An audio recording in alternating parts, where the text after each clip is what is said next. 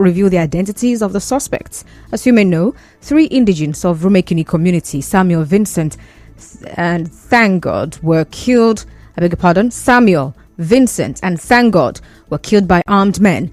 It is believed that their killing was in connection to a boundary dispute between the Alu community in Ikwere local government area and Rumekini community. In the meantime, Peace Baba, widow of late police inspector Sunday Baba, who was killed by a vehicle at a police checkpoint in Rumolumeni, Ubiakbo last week, is seeking justice and investigation into the death of her husband. Mrs. Baba spoke to journalists when members of the Police Community Relations Committee visited her in Elele, Ikwere local government area. She said her husband's death has left her with a challenge of raising her 2 children alone. I need justice over my husband's death. Let there be justice for him. He's not supposed to die like that. I need justice. Sunday is a kind man, a lovely man. He's a kind man. He cares for his children. He came back for work. Anywhere he go, he carry his children along. May his soul rest in peace. I have a long way to go with them. I don't have a helper. So there is only son. Meanwhile, the chairman of Police Community Relations in Rivers State, Voke Emore, has urged the public to stop attacks on police officers on duty. We came here to commiserate with the family. It's quite unfortunate that some people that have laid down their lives to protect and serve the country and protect citizens and their properties will come out, and at the end of the day, their families will lose them to very, very, very sad incidents. This man has left 2 daughters, one in nursery and one in primary 1. These are very young people. We can't do it on our own. We are calling on the Rivers State Governor, Simila Ifubara, to also assist this family. Just like other policemen are compensated, we believe that this family deserves compensation. Recall that Inspector Sunday Baba died in the line of duty on Wednesday last week, and his killers are yet to be arrested. In other news, the House of Representatives has resolved to invite the Minister of State for Petroleum Resources, Oil, Heineken Lokbobiri, and his counterpart for the gas sector, Ekperikpe Ekpo, over the fuel scarcity experienced in the country. But the House also summoned the Chief Executive Officer of the Nigerian National Petroleum Company Limited, NNPCL, Mele Kyari. Well, this followed a motion of urgent national importance by a member of the House, Umar Ajilu. The lawmakers also directed the Nigeria Electricity Regulatory Commission, NERC, to suspend the new tariff increase on Band A customers. Meanwhile, President Bola Tinubu says he recently signed an executive order to unlock about $10 billion in fresh investments in the nation's oil and gas sector. The president, represented by his chief of staff, Femi Gbajabiamila, said this at the opening of a 2-day retreat organized by the House of Representatives, where President Tinubu said the development is expected to happen through fiscal incentives for non-associated gas, midstream and deepwater oil and gas developments.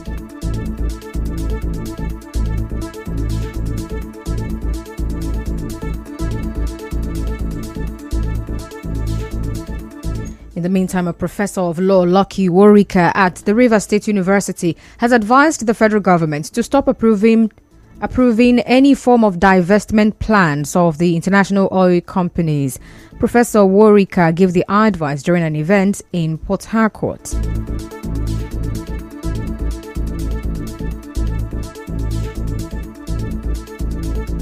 And he says environmental degradation in the region persists because state and local governments have refused to challenge any of their environmental crimes in courts.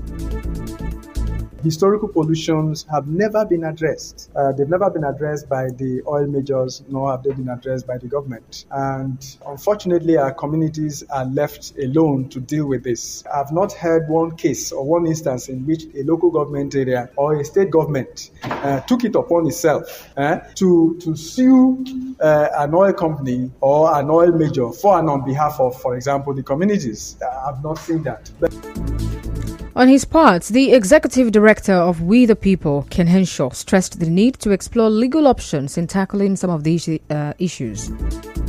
The Nigerian government has consistently failed to set up guidelines and procedures to hold these companies accountable. The Nigerian government are simply saying, listen, anytime these IOCs send their documentation for divestment, we will approve and you can go. The Nigerian government, through the different regulatory agencies, are not taking the side of the Niger Delta people. And it is as a result of the failure of the government to do what governments all over the world do and to have the space and opportunity to reflect on what legal options available for communities in the Niger Delta to seek.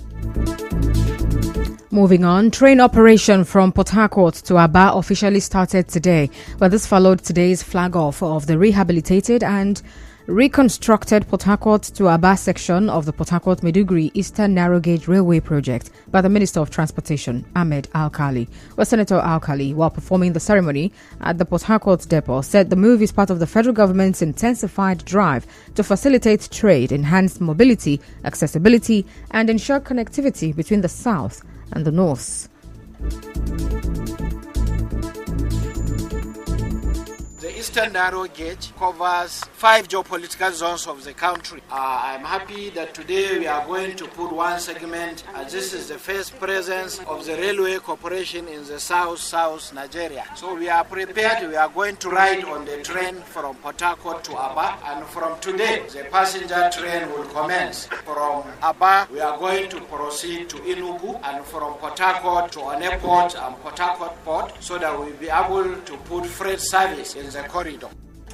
In the meantime, prospective train passengers are expected to pay 1,500 naira for first class against 800 naira, while second class passengers are now to pay 800 naira as against the 200 naira which was paid before the train operation was suspended. Well, the minister explained the reason for the new price regime. You see, the ministry is considering a lot of things. In fact, as we speak, we have engaged an investor or retrofitting our locomotive from diesel to CNG so that to further bring down the cost of transportation. That has reached an advanced stage. This line has been test run by this locomotive for barely 1 week now, and we have not had any issue. So by the grace of God, we won't have any issue of a loco breaking down along the road. Correspondent Soibio Ruware reports that the Minister for Transport, Ahmed Al-Khali, and his entourage, including traditional rulers, senior officers from the Federal Ministry of Transportation, and staff of the Nigerian Railway Corporation, among others, were on board the train from Port Harcourt to Aba. In other news now, the leader of the new Nigeria People's Party, NNPP, in Rivers State, Clement Anele, has extended the party's condolences to the victims of the fire incident that claimed 5 lives and properties worth millions of naira at the Eleme-One axis of the East-West Road last Friday. Mr. Anele, in a statement, said the avoidable incident would have been easily controlled if there was a functional fire service station along the area. He called on Governor Siminala Ifubara to build more fire service stations in the state as a way of averting future infernos. He also blamed the Fire Service Department of Indorama Fertilizing Company for not swiftly responding to the fire outbreak to reduce the level of damage. Away from that, the federal government has declared Wednesday, 1st of May, as a public holiday to mark this year's Workers' Day. This declaration was contained in a statement issued in Abuja today by the Permanent Secretary in the Ministry of Interior, Ashetu Ndakayo, on behalf of the Minister, Olubumi Tunjiojo.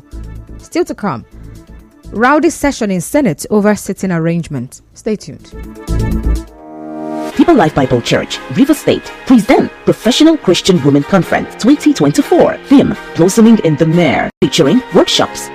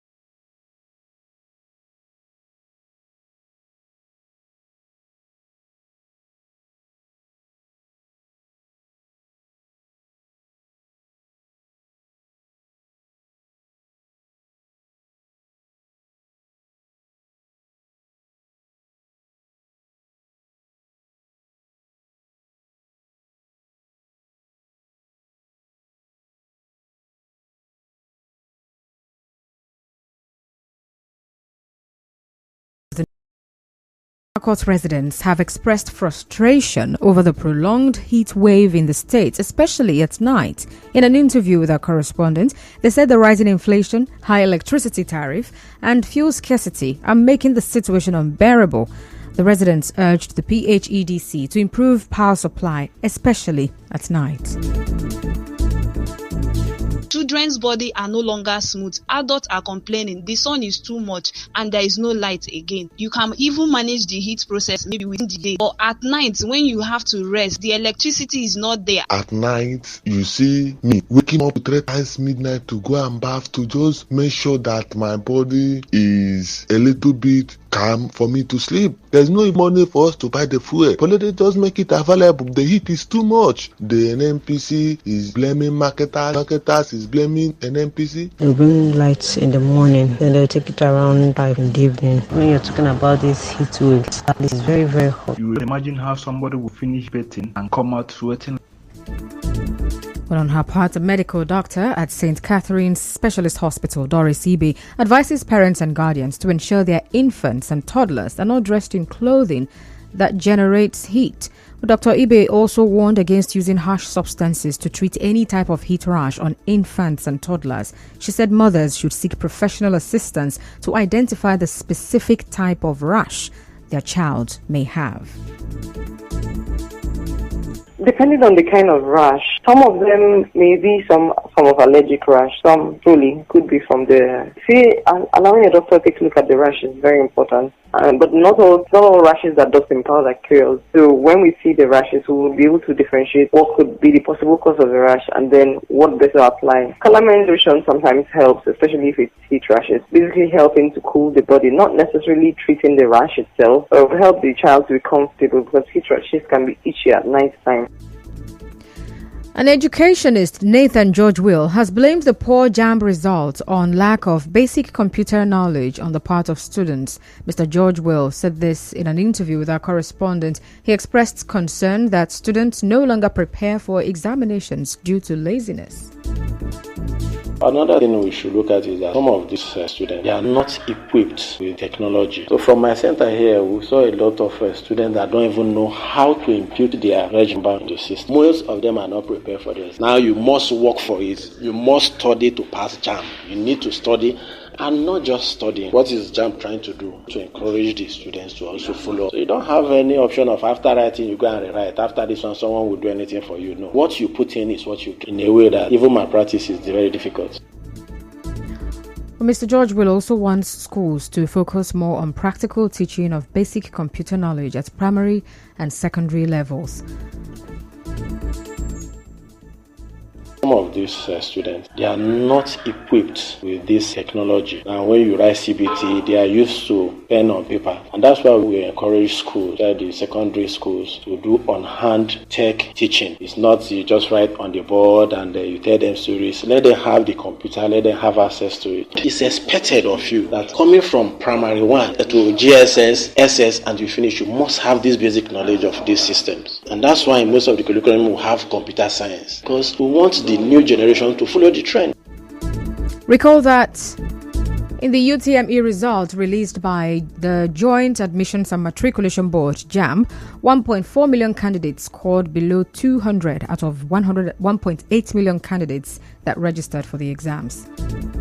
Away from that, the Senate was today thrown into a rowdy session as it resumed plenary inside the refurbished hallowed chamber, where the senators openly had altercations over sitting arrangements. Well, trouble started when the senator representing Zamfara North, Sahabi Yao, met the Senate leader, Okpeyemi Bamidele, to complain about his allocated seat. But things took a new twist when his complaints, which started on a hushed tone, degenerated into a shouting bout. Well, the situation sparked reactions from other senators and eventually degenerated into a rowdy session. Well, the Senate president got back. And now, what you knew around the world. Police say a 14-year-old boy was killed in a sword attack in London, injured in total in 2 police officers. And police say the 36-year-old suspect has been arrested. And That's the news. But before we go, let's take a look at the highlights. On the news this evening, you heard that the police have arrested 3 suspects over the killing of 3 people in a Rivers community. And the widow of a slain police inspector in Rumo Lumeni is seeking justice. An expert has cautioned against the use of warm clothing and harsh powder on infants as heat wave intensifies. The House of Representatives has invited the ministers of state for petroleum and others over fuel scarcity. And there was a rowdy session in the Senate over sitting arrangements today. On the foreign scene, a 14-year-old boy has been killed, police officers and others injured in a sword attack in London. The news was edited by Onyeka Chinwosu. To reach the news team, send an SMS or WhatsApp to 0808 721 7215. I am Constance Mega. Thank you for listening.